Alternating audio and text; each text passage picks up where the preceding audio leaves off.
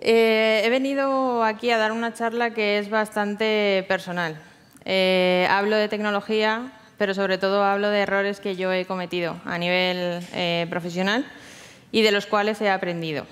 No sé cómo se desarrollará la charla, pero espero que por lo menos en un futuro a alguno le sirva alguno de los tips, ya que yo pues, me he tenido que enfrentar a ellos y me he dado unas cuantas leches, pues por lo menos que os ayude al resto a no sufrir tanto. Bueno, básicamente mi trabajo actual es en producto y frontend, aunque trabajo en una startup que se llama JoinUp. Es una startup de Estados Unidos, de Silicon Valley, y entonces somos muy pocas personas, con lo cual, al final, el modo startup, si alguno lo habéis sufrido, implica que tengas que hacer muchas cosas. Y, por ejemplo, para que os hagáis una idea, las últimas 2 semanas han sido trabajar en backend, ¿vale? Así que, aunque en principio soy product y frontend, pues toca hacer un poco de todo, incluso diseño. Me encanta el café. Soy una de las organizadoras de React JS Madrid. Por cierto, buscamos ponentes, por favor, interesados que se pongan en contacto conmigo. Y me encanta viajar. De hecho, en mi tiempo libre me dedico a editar pues, fotografías, vídeos, etcétera, porque me gusta mucho. Mi nombre es Marta y básicamente he venido a hablaros de mi libro. En realidad es un poco cierto, pero quiero enfocarlo de una forma que sea constructiva para el resto de la gente. Entonces, hace mucho tiempo, exactamente hoy, hace 5 años, entraba en una escuela de programación que se llama Ironhack. Yo salía de la universidad, había estudiado Ingeniería Informática y Administración y Dirección de Empresas, y mis conocimientos técnicos se circunscribían básicamente a algo de Java, un poco de C, absolutamente nada de mobile, web o cualquier cosa que estuviese en ese momento demandada, y necesitaba saber programar bien, porque mi idea de programación no era la que había aprendido. De hecho, mi proyecto final de carrera en la universidad fue un proyecto web, un proyecto que aprendí de forma autodidacta como pude, pues a utilizar sistemas de control de versiones como Git o tecnologías como PHP, pero necesitaba más, necesitaba aprender. Y me llegó un email con un bootcamp que salía justo en ese momento en Madrid.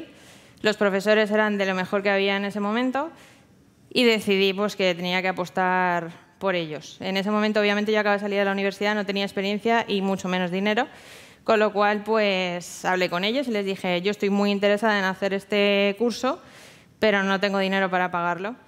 Se ofrecieron a darme una beca y ayudarme a pagar el resto cuando empezase a trabajar y empecé, pues ya os digo, tal día como hoy, hace 5 años, a estudiar allí. Durante esos 2 meses aprendí muchas cosas, entre ellas todo lo relacionado con Clean Code, buenas prácticas. Nos centramos en Ruby y Ruby on Rails y dimos algo de JavaScript. Cuando digo algo, es algo. Mi experiencia hasta ese momento había sido jQuery, fue como yo aprendí a meterme en este sector, en el proyecto final de carrera, y de repente llegó JavaScript y no entendía absolutamente nada. Cuando salí de Ironhack, a los 4 días empecé a trabajar en la siguiente startup. Era una startup que se dedicaba a temas de educación. En ese momento yo estaba convencida de que lo más importante que había que hacer era buscar un proyecto que fuese muy importante para ti, algo que te significase algo, algo por lo que trabajar. El producto en sí, es decir, las funcionalidades o cómo estuviese construido ese producto, era también importante, pero no era tan importante. Y el equipo para mí también era importante, pero en ese momento pues, lo que viene siendo la idea de negocio o el producto, si significaba algo en la vida de la gente, era muy importante para mí. Me encontré allí un montón de tecnologías nuevas. Cuando salí de Ironhack, como ya os he dicho, tenía conocimientos de Ruby on Rails, tenía conocimientos de JavaScript muy básico, había hecho mi proyecto final de carrera en PHP y de repente entré en Flock y en una semana tuve que aprender Python, Django, CoffeeScript, JavaScript, jQuery, Handlebars. No sabías qué te iba a tocar. Llegabas un día a trabajar, tenías que resolver un bug y te llevabas una sorpresa, porque no sabías específicamente en qué tecnología estaba desarrollado ese proyecto. Me di cuenta de que era una startup por la que habían pasado muchísimos desarrolladores. Muchos desarrolladores que muchos de ellos sí que habían tenido en cuenta quién iba a venir después, pero desgraciadamente muchos de ellos no. Y yo era una junior que no tenía experiencia ninguna y me encontré con un proyecto de miles de líneas de código que no sabía ni por dónde coger. Y, por supuesto, había muchísimo legacy code. Pero empezamos a hacer proyectos nuevos. La startup no iba como queríamos, empezó a haber despidos. De hecho, recuerdo que hubo un momento específico en el que empezaron a despedir a todo el mundo y cuando mi jefe me llamó a su despacho, dije, bueno, ya está. O sea, tengo, ¿cuánto? 6 meses de experiencia programando, he sido junior aquí, he hecho algo de Django, algo de JavaScript, algo de HTML, Handlebars, bla, bla, bla, pero me van a despedir. Es decir, el negocio va hacia un lado y mis conocimientos no son indispensables ahora mismo para la empresa. Y resulta que mi jefe no me despidió.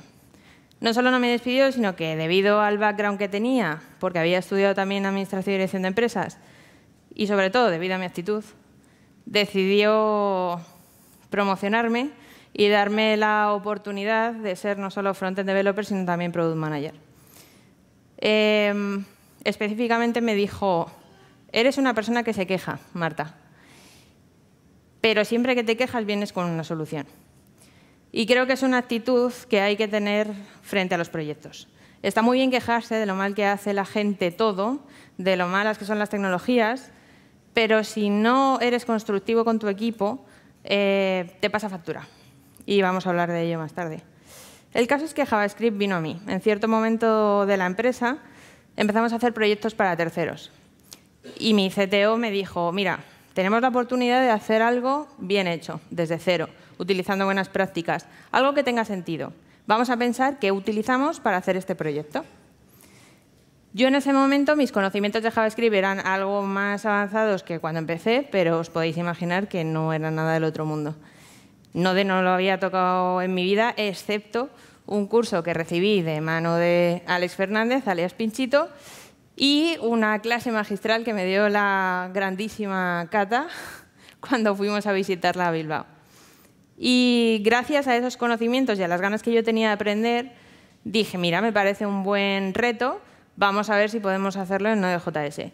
Estuvimos barajando posibilidades, en ese momento obviamente yo no era la que tomaba las decisiones técnicas, era mi CTO, pero tuvimos un debate bastante intenso durante una semana y llegamos a la conclusión de que técnicamente la mejor solución que podíamos aportar era utilizar estas tecnologías para ir más rápido, tener un código que tuviese sentido, una estructura que tuviese sentido y que funcionase para las características que tenía ese negocio. Con lo cual, era un nuevo proyecto. Yo tenía la oportunidad de aprender a ser full stack JavaScript y estaba muy emocionada. Pero la startup llegó a su fin. Y la vida es inesperada. Al cabo de unos días se pusieron en contacto conmigo para montar una startup en Silicon Valley. Teníamos una serie de ideas, no había nada aterrizado, no habíamos pensado ni siquiera qué tipo de tecnologías queríamos usar, cómo queríamos estructurar el proyecto, qué funcionalidades iba a tener ese proyecto. Entonces nos sentamos y empezamos pues, a hablar un poco de todas las opciones que teníamos. Y de repente un día me llamó la que luego fue mi socia y me dijo, tenemos un problema. Resulta que tenemos que presentar un MVP en 10 horas. Porque hay un Venture Capital que está interesado en nosotros, pero necesitan un MVP para ver que esto es un proyecto que tiene sentido, que puede funcionar, etcétera, etcétera. Claro, yo tenía 10 horas y en total, ¿cuánto? 2 años de experiencia laboral. Yo sola tomando ese tipo de decisiones, difícil. Así que me puse a pensar. De camino a casa, paré a comprar un par de Red Bulls y cuando estaba de camino a casa estuve pensando, ¿cómo hago esto? ¿Cómo me enfrento yo a esta situación? ¿Utilizo mis conocimientos básicos que he estado aplicando durante escasos 2 meses de Node.js y Express? ¿Hago el proyecto en otra tecnología? ¿Qué tiene sentido para las funcionalidades que hemos estado pensando? ¿Qué tiene sentido a nivel técnico? ¿Qué tiene sentido a nivel de negocio? y, para sorpresa de todos, decidí apostar por Ruby on Rails. En ese momento me sentía mucho más fuerte en Ruby on Rails. Y este es el primer aprendizaje que os puedo comentar, digamos, que tuve a nivel técnico. Cuando tienes que entregar algo urgentemente y depende de que entregues eso con una funcionalidad, olvidaos de en qué momento vais a estar dentro de 10 años. Porque eso evoluciona y se cambia, y para eso iteramos.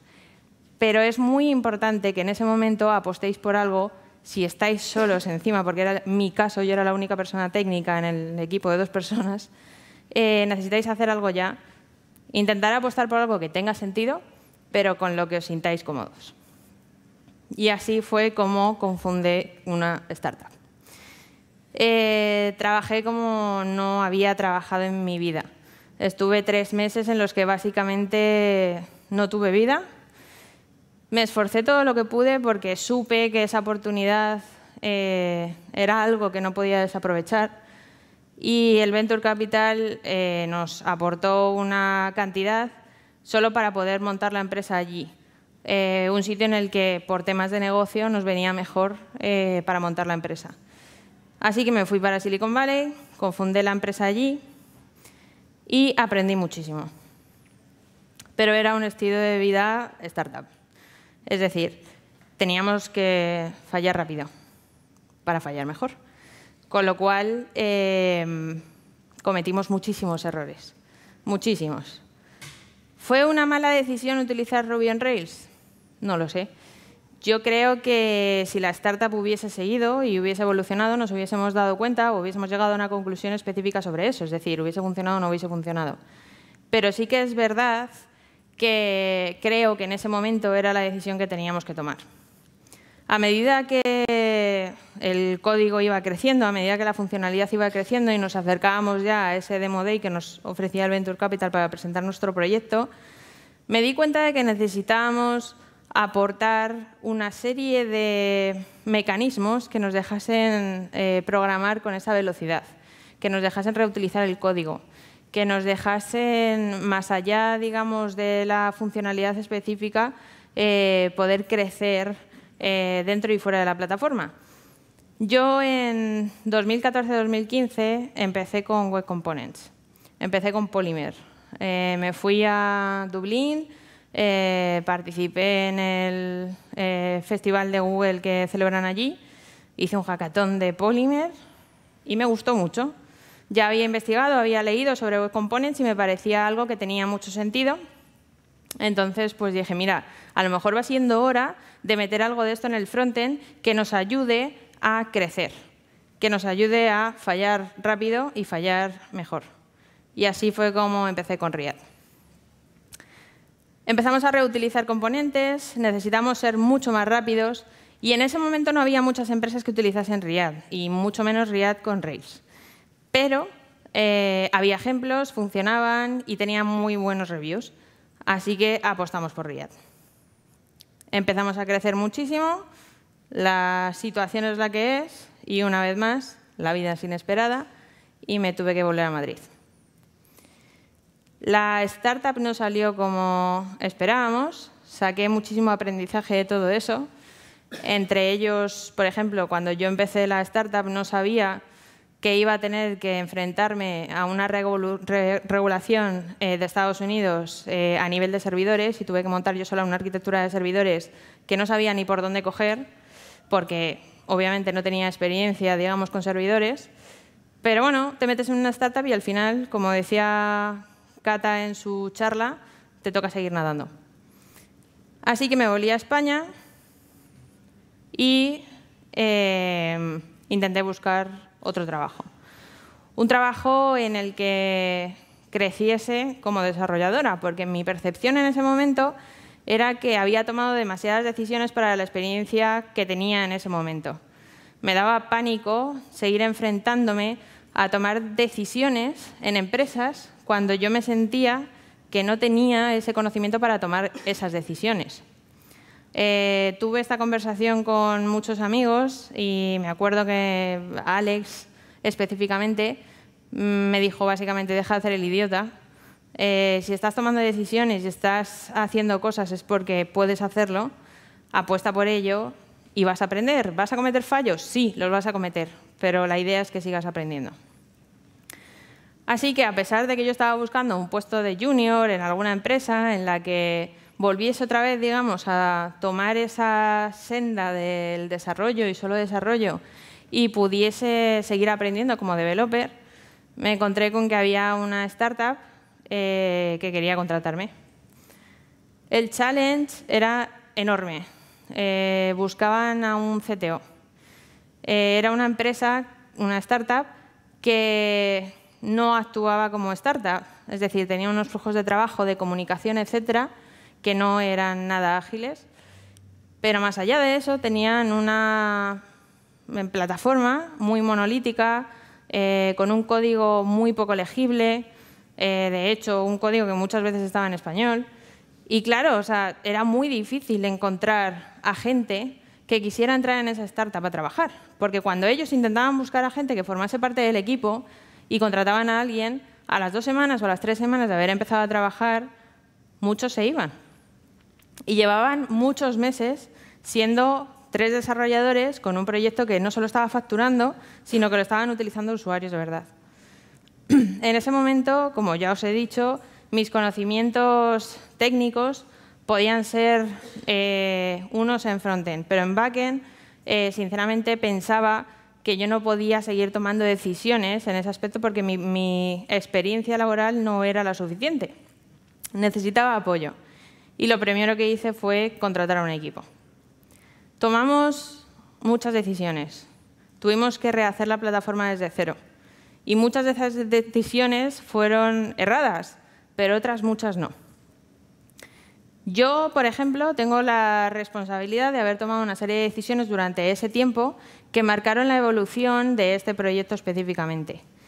Pero una de las cosas que hicimos y que yo creo que fue una buena decisión fue desde el principio hablar sobre la arquitectura que queríamos usar. Nos sentábamos, hacíamos investigación por nuestro lado y luego hablábamos de qué tipo de tecnologías podíamos utilizar para este proyecto específicamente. ¿Cuántos de vosotros habéis utilizado GraphQL en producción? Vale, pues imaginaos hace 2 años y medio. De hecho, la mayoría de las veces que yo decía que teníamos GraphQL en el backend, la gente me preguntaba, ¿por qué? ¿Porque está de moda? Pues no. Llevábamos 2 semanas investigando sobre GraphQL y entre todos decidimos que era la tecnología adecuada por una serie de decisiones a nivel de producto. Es decir, era una tecnología que tenía sentido. Necesitábamos varios clientes, necesitábamos que la información, el número de requests no nos perjudicase. Teníamos una serie de variables técnicas, pero también de negocio, que nos empujaban a utilizar una tecnología así. Y, de hecho, creímos en esa tecnología. Hoy en día creo que siguen utilizando en esa empresa GraphQL y no creo que fuese un gran error, pero sí creo que fue un gran aprendizaje. Y lo digo porque hoy en día todavía sigue habiendo discusiones sobre el uso o no uso de GraphQL. Yo creo que, como todo en esta vida, GraphQL no es una tecnología que se tenga que utilizar por defecto. Cuando tú tienes un proyecto, cuando tienes que enfrentarte a una tecnología a usar, necesitas elegir esa tecnología basándote en una serie de variables. Y GraphQL no se va a ajustar siempre a todas las variables, pero es una tecnología que ayuda mucho a proyectos como este en particular. Más allá de hacer la plataforma desde cero, que os aseguro fue un reto enorme, teníamos que contratar un equipo. Teníamos que contratar un equipo y la elección de tecnologías, entre otras, también tuvo en cuenta esa variable. Como ya os he dicho, les costaba mucho encontrar desarrolladores. Mi experiencia en estos proyectos en los que yo estaba es que la división entre frontend y backend era muy estricta. Un desarrollador era frontend o un desarrollador era backend. Y por mi experiencia en Estados Unidos, me di cuenta de que al final, cuando tú tienes unas necesidades, prefieres a gente, cuando eres una startup, que intente adecuarse al trabajo que hay en ese momento. Como ya os he dicho, yo me he tirado las últimas 2 semanas desarrollando en Node.js. No soy ninguna experta, pero bueno, es mi trabajo y me gusta.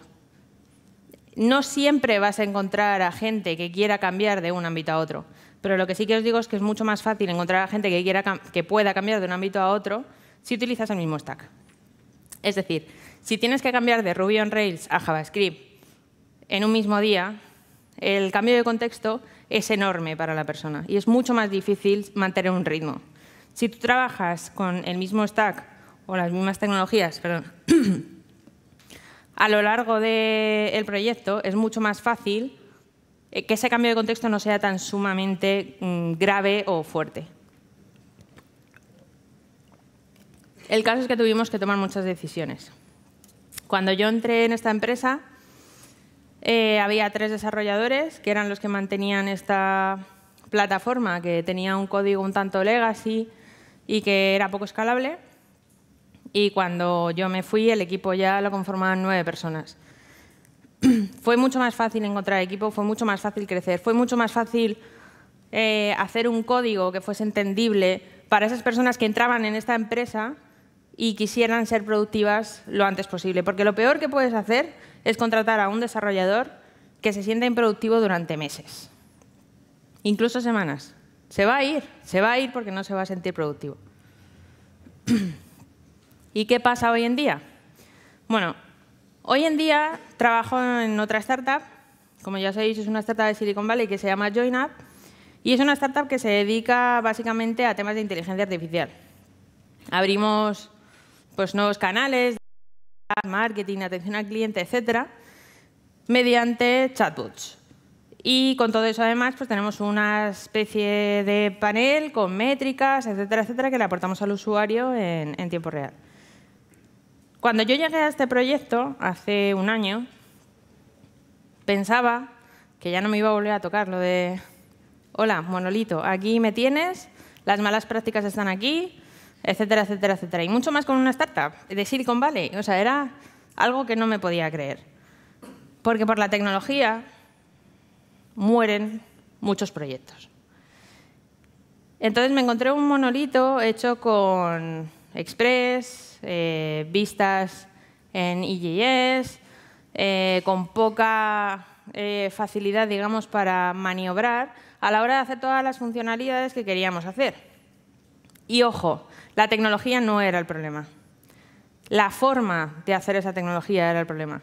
Teníamos, como ya os he dicho, un monolito al que era bastante complicado meterle mano. Ahora, por ejemplo, toda la parte de frontend, de la parte de los bots, la tenemos montada con Next, utilizamos React y Style Components, lo que más allá de estar de moda o no estar de moda, nos permite tener cosas como theming que antes no podíamos tener en el proyecto que estábamos teniendo antes.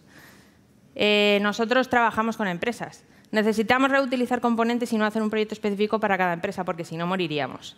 Con lo cual, la forma más fácil de conseguir ese reto es intentar hacer un código y utilizar una tecnología que nos permita alcanzar ese objetivo. Total, todo este rollo sobre mi vida, mi experiencia y todo ese tipo de cosas se resume en una lista de cosas que yo creo que todo desarrollador, sea o no sea manager, sea o no sea experimentado, debería tener en cuenta. Hay que pensar en el negocio, es decir, en el producto. ¿Necesitas sacar un producto rápido, como me pasó a mí en Estados Unidos? ¿Nos podemos plantear una arquitectura de microservicios hecha con Node? Pues sí, nos la podemos plantear, pero en 10 horas el proyecto no va a estar, ya os lo digo.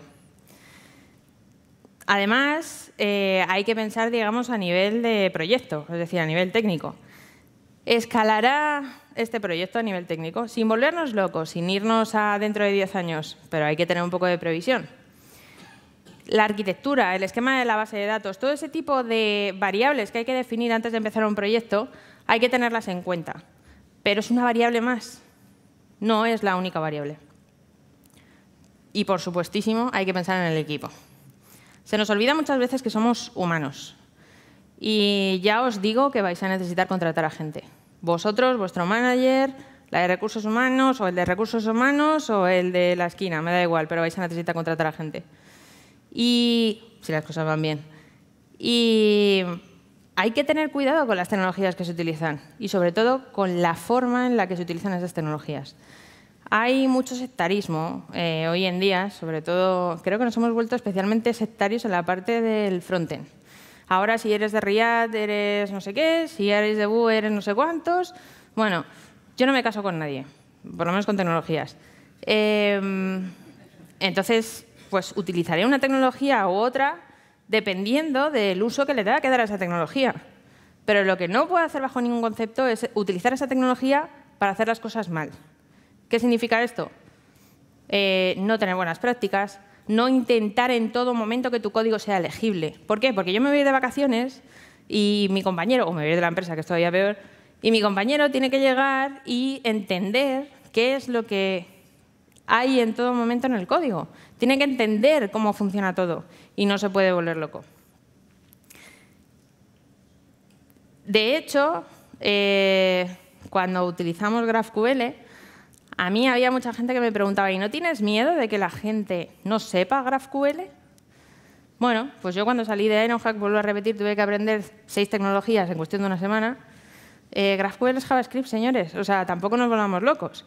No es una curva de aprendizaje, o sea, la curva de aprendizaje con GraphQL es más el paradigma en sí que la tecnología.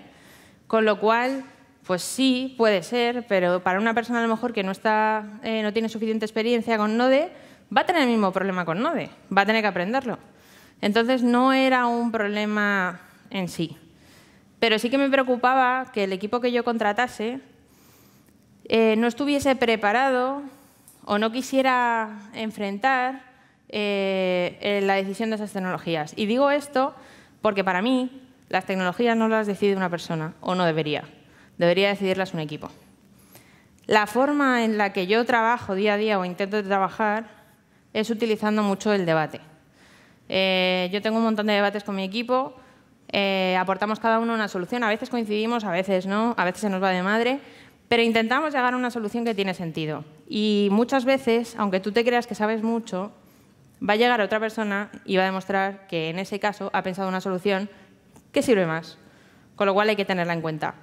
Y si somos managers, no podemos dejarnos llevar por el puesto, y si somos no managers, no podemos quedarnos sentados en la silla dejando que el manager decida. Y si trabajáis en una empresa en la que el manager tiene que decidir siempre, yo os aconsejaría que os hicieseis un hueco y que os hicieseis oír, porque es muy importante oír a todo el equipo. Dicho esto, pasamos a la parte negativa. ¿Qué es lo que pasa cuando no piensas en el negocio? O peor, cuando te dejas influenciar por el negocio. Un negocio nunca puede pervertir la idea de un producto, nunca puede pervertir la idea del uso de una tecnología. Igual que la tecnología no puede pervertir la idea de un producto, pasa lo mismo exactamente al contrario. ¿Qué significa esto? El market fit, señores, no es una ciencia y hay que probarlo. Lo mismo pasa con la tecnología. Negocio se equivoca, tecnología se equivoca. Todos nos equivocamos.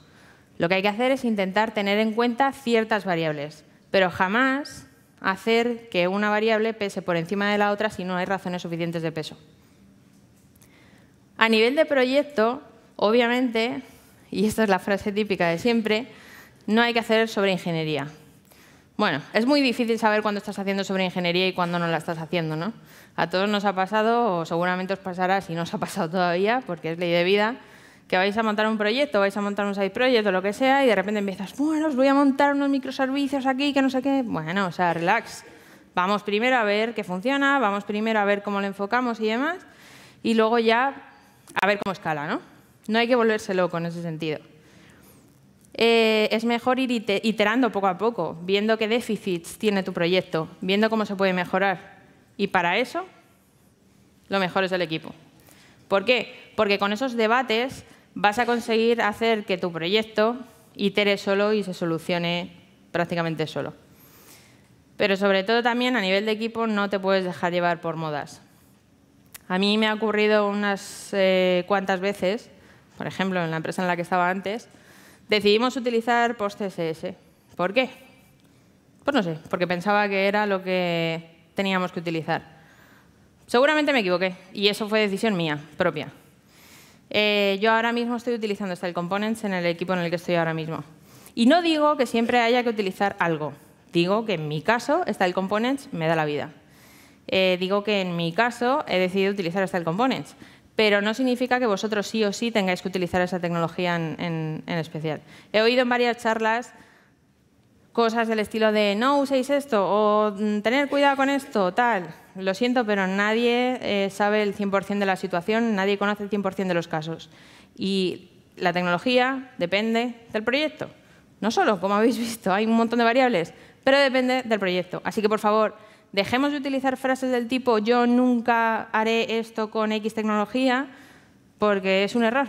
Es un error. Pero, como os decía, todas estas lecciones, experiencias, como se quiera llamar, a mí me han llevado a un gran aprendizaje de una de las variables y para mí ha sido la más importante, el equipo. Cuando empecé la charla os dije que para mí lo más importante cuando empecé a trabajar era el producto. También pues, la tecnología, cómo estaba hecho el proyecto y demás. Y el equipo, ¿no? Ahora lo más importante para mí es un equipo. Con un equipo tú eres capaz de hacer lo que quieras, con un buen equipo. Repito, un proyecto itera gracias a la colaboración con el equipo. Y los problemas o los errores, las decisiones que se tengan que tomar se pueden subsanar de forma casi automática si tienes un workflow sano de trabajo, si hablas con tu equipo, si tu equipo habla contigo, etcétera, etcétera, etcétera. Por ejemplo, el uso de code blaming es algo muy típico en nuestra profesión. O sea, no es la primera vez que a mí en una reunión me intentan agredir por mi tipo de código, por mi tipo de decisión, etcétera, etcétera, etcétera. Eso está mal. O sea, no es constructivo. Y lo que hay que hacer es intentar buscar soluciones a los problemas, no causarlos. He encontrado todo tipo de compañeros a lo largo de este camino. He cometido muchísimos fallos.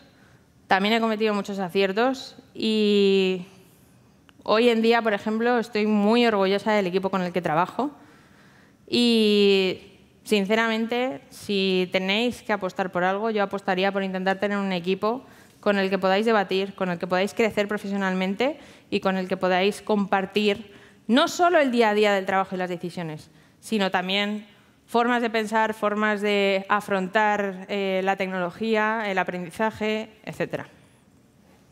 Así que nada, ya os he dado la chapa, así que muchas gracias.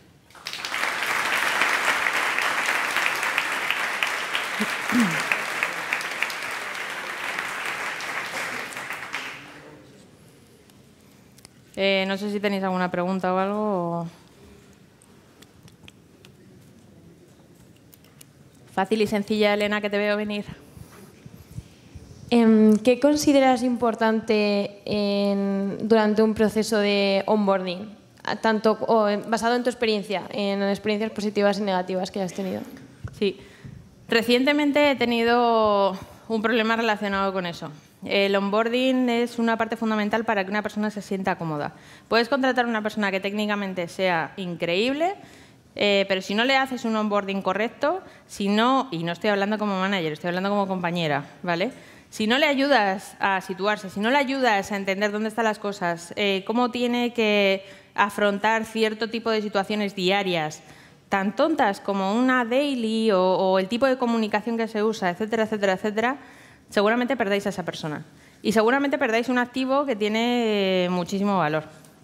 Entonces, para mí el onboarding es una parte fundamental, obviamente, del proceso, digamos, de trabajar con un equipo. Y, de hecho, desgraciadamente, por la experiencia que yo he tenido, y sé que hay startups y empresas y big tech y demás que esto no ocurre, pero la percepción que yo tengo es que la mayoría lo hacemos francamente mal. No le dedicamos tiempo suficiente. Esto es como cuando estás haciendo un proyecto y le dices a tu jefe, oye, que me gustaría dedicar los viernes por la tarde a ver si saco esto porque yo creo que nos va a ayudar tal, y te dice tu jefe, tú sácame este trabajo, que es lo que necesitamos ahora, el tema de los KPIs, el tema de no sé cuántos, o sea, por favor. Si paramos la creatividad, si paramos la ayuda de los compañeros, si paramos la cultura, la empresa va a morir por un lado o por otro. ¿Alguna pregunta más?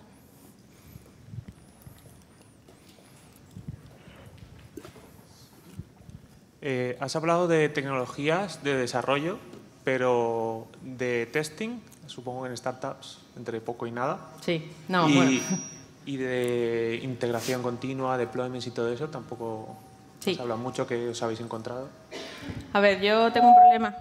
Tengo un problema que es que soy un poco fanática del tema del workflow, ¿vale? Yo creo que un desarrollador es creativo mientras no tenga que perder el foco. Y si tiene que perder el foco en ir a hacer un deploy que luego no sé qué, o tiene que perder el foco en no, es que tengo que... ese tipo de cosas, no va a ser ni feliz ni productivo. Entonces, la automatización de procesos a nivel de despliegue, por ejemplo, me parece algo fundamental incluso para las startups más pequeñas. No nos cuesta nada hacer un despliegue continuo, una integración continua más bien. No nos cuesta nada. O sea, ¿cuánto es? Te pones, lo haces, lo sacas y el desarrollador va a ser mucho más feliz porque solo se va a centrar en hacer código, que es lo que él quiere. Ahora, si el desarrollador obviamente quiere dedicarse a temas de DevOps, hay campo suficiente para hacerlo.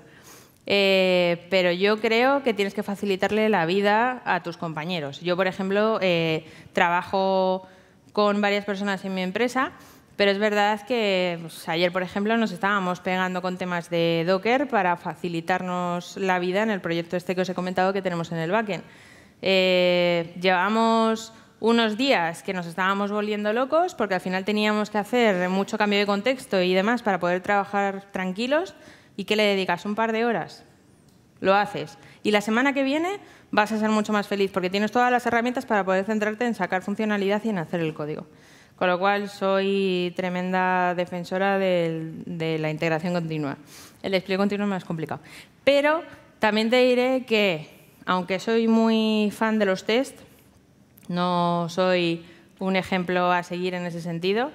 Siempre, pues sobre todo en la época de Ironhack, conocía a mucha gente que ellos mismos me decían que se autoproclamaban talibanes del código, ¿vale?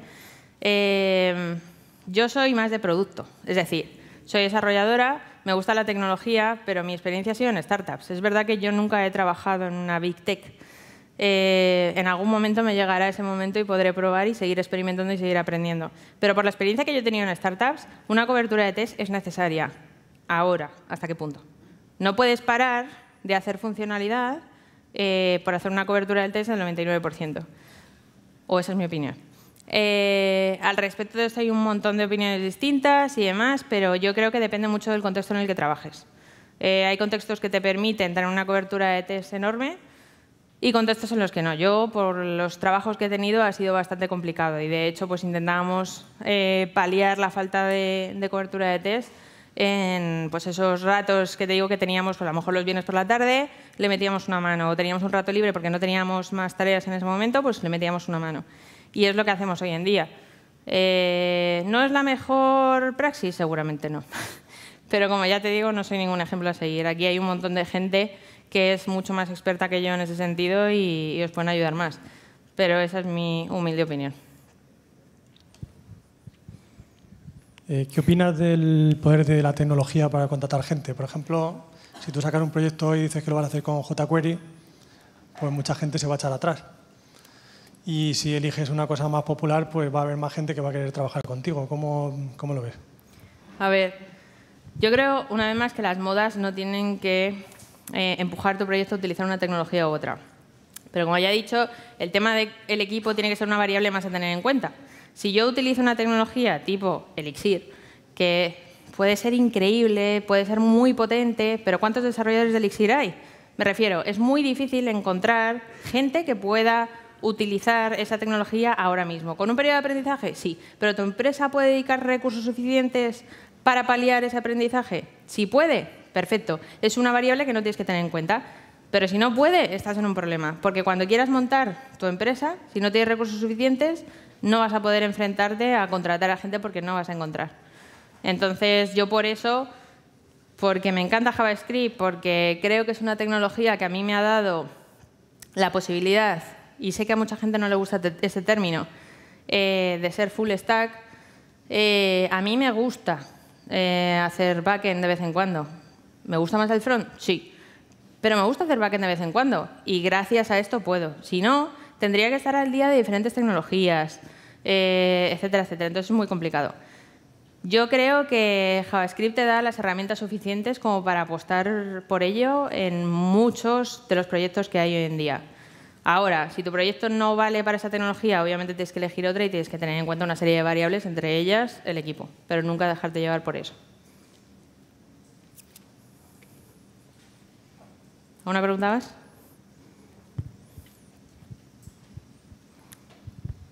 Muy buenas. Bueno, enhorabuena por la ponencia, muy buena.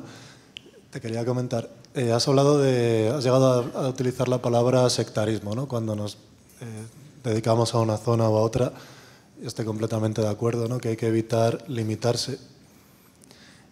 Y a ti, en realidad, por tu ponencia, te han llevado un poco también las circunstancias a poder acercarte a este término, ¿no? Full stack.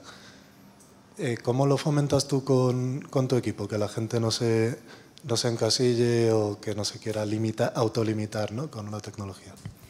Bueno, en mi equipo especialmente yo ejerzo un papel que no solo es de desarrollador, sino también de manager, ¿no? Entonces, en mi caso, no solo intento promover el hecho de que tengamos esos debates de los que hablaba antes, sino también intento empoderar de alguna forma a mis compañeros para que ellos también, sin que yo tenga un poco que tirar de ellos, promuevan nuevas tecnologías o promuevan una nueva forma de enfocar, digamos, el proyecto. De hecho, el tema de Docker, por ejemplo, es algo que ha salido de uno de los desarrolladores que tenemos en el equipo. Entonces, creo que es muy importante, que de hecho estáis sentados, así que creo que es muy importante trabajar en equipo. Y trabajar en equipo no significa ni imponer tu decisión, ni pensar que tú, como tienes X años más de experiencia en esa específica tal, puedes imponerla, ni muchísimo menos. Yo creo que hay que tener mucho cuidado a la hora de tratar como un equipo. Y ya sea como manager o como no manager, siempre hay que intentar empoderar a tus compañeros, porque es la forma que tienes tú de crecer. Si tú intentas, y desgraciadamente sé que por norma general esto ocurre, pero específicamente creo que en nuestro sector ocurre un poco más de la cuenta. Y nos gusta mucho compararnos de forma destructiva, no constructiva. Y hay que ser constructivos. Si tú tienes una idea sobre algo, está bien que las pongas, pero eso no significa que dejes de oír a la persona que está enfrente de ti. Entonces, creo que es un poco, en ese sentido, pues empatía, compañerismo, intentar empoderar a tus compañeros. Y repito, no solo como manager, sino también como developer. O sea, creo que cualquiera, igual que os he dicho antes, que todos tenemos que participar en el proceso de toma de decisiones, todos tenemos que participar en el proceso de empoderar a nuestros compañeros y ejercer cierta empatía hacia ellos. Me he encontrado con personas de todo tipo y yo entiendo perfectamente a la gente que no quiere, pues yo qué sé, aprender los fines de semana porque lo quiere dedicar a montar a caballo. Pues estupendo. Sí, yo lo entiendo. O sea, yo soy la primera y os he dicho que me gusta viajar, me gusta hacer fotos y me gusta hacer vídeos. Y yo no tengo 400 side projects que pueda enseñar. Pero bueno, intento aprender de otra forma. Pues esto es exactamente lo mismo. Hay que intentar entender al compañero, hay que intentar entender que no todos vamos a ser el genio máximo de la última empresa del mundo. Tenemos nuestra vida personal, tenemos nuestra vida profesional y hay que tener cuidado con las decisiones que se toman en ese sentido. ¿Alguna pregunta más? Sí, muchas gracias por la ponencia, genial. Quería preguntarte, pasando por estas startups, ¿cuál ha sido tu experiencia a la hora de... ¿Se han respetado el ciclo de vida de desarrollo o te has visto envuelta, tú dirías, en malas prácticas como norma general? No sé si por el camino has aprendido cosas en este sentido, si has anhelado más tiempo para trabajar o más orden de un poco los pasos, has tenido siempre diseños, vistas, has contado con eso para saber lo que tenías que hacer o cómo ha sido. Pues para que te hagas una idea, los ciclos de vida de producto que yo he tenido a lo largo de mi experiencia profesional, básicamente me los he tenido que inventar yo. A día de hoy no he trabajado en ninguna empresa en la que me hayan ofrecido un flujo de trabajo para poder trabajar. Más bien era algo del tipo, el CEO dice que hay que hacer esto y se hace. Nadie evaluaba el UX que había que utilizar, nadie evaluaba a nivel de producto qué implicaciones tenía, incluso a nivel de negocio, nadie se paraba a pensar si eso tenía o no tenía sentido, porque aquello de los KPIs funciona muy bien para ciertas cosas, pero para otras nadie lo tiene en cuenta. Entonces, mi experiencia cuando he entrado ha sido bastante nefasta, pero tengo que decir que eso también me ha ayudado a aprender y me ha ayudado a leer mucho, me ha ayudado a pegarme un montón y me ha ayudado a crecer. Hace un año me encontré con la situación de que tenía que aprender a diseñar. Yo había tocado algo de Photoshop y de Illustrator cuando era un adolescente, pero yo no había diseñado nunca una aplicación más allá que de mi empresa en Estados Unidos porque me tocó, pero nunca me había puesto a nivel profesional. Y el diseño actual de mi empresa, el interno de la plataforma, es básicamente mío ahora mismo. Te toca aprender y aprendes. Y el flujo que estamos utilizando hoy en día, no solo a nivel de trabajo con otros departamentos, diseño, negocio, producto, desarrollo, etcétera, no solo he tenido que proponer yo, digamos, una solución, sino que también el propio flujo de trabajo entre el equipo de desarrollo muchas veces es inexistente cuando entras en una empresa, o por lo menos esa ha sido mi experiencia. Y hay que cuidarlo mucho, porque como ya os he dicho, un desarrollador lo ideal es que llegue al trabajo y se centre en trabajar y no en tener que pegarse con una tarjeta de Jira, GitHub o lo que os apetezca, que no tiene ni pies de cabeza, no está especificada, nadie la ha pensado, etcétera, etcétera, etcétera. Entonces, los procesos son muy importantes. ¿Alguna pregunta más? Bueno, yo tengo una corta y última pregunta. Vale. ¿Volverías a montar una startup? Buena pregunta. Como decía Cata en su ponencia esta mañana, emprender es muy difícil, pero que muy difícil. Pero también es cierto que a veces si quieres hacer las cosas como tú crees que se deben hacer, que te puedes equivocar, y vuelvo a repetir, he cometido un montón de fallos en mi vida, no te toca de otra que arrimar el hombro y hacerlo. Creo que yo sola, jamás. Pero es verdad que a lo largo de estos años he conocido a una serie de personas con las que yo sé que si el día de mañana quiero montar una empresa, voy a ir a ellas. Espero que ellos quieran trabajar conmigo, pero sé que con esa gente sí que puedo construir un producto que tenga sentido y que tenga cabeza. Gracias. Nada.